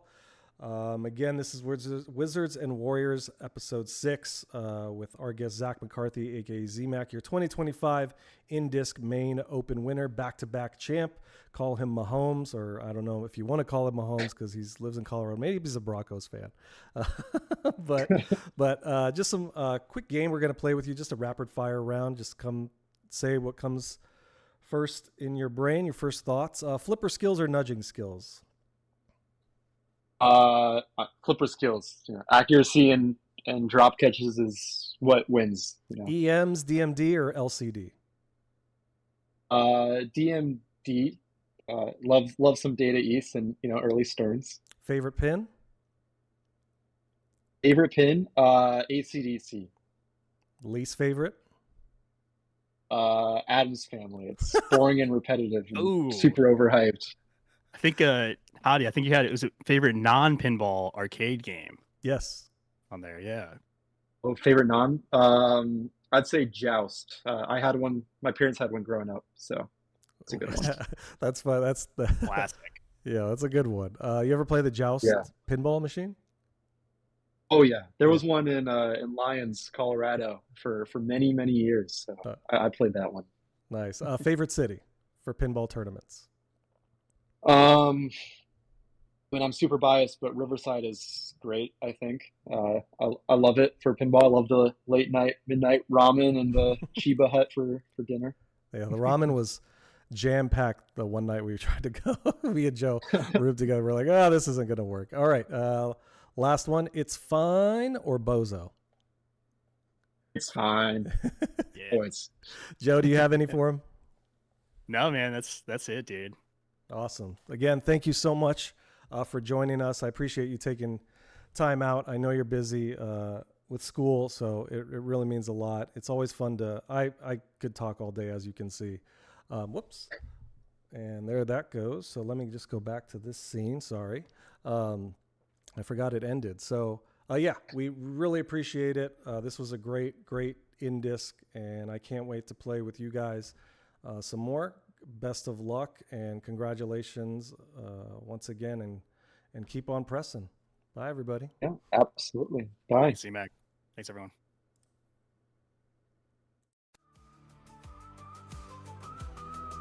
The lights are flashing, the bells are ringing. I step up to the table, my heart is singing. The crowd is watching, the tension is high. I'm ready to play, it's time to defy it. Pinball warriors, we're ready to fight. Multi-ball madness, it's target light.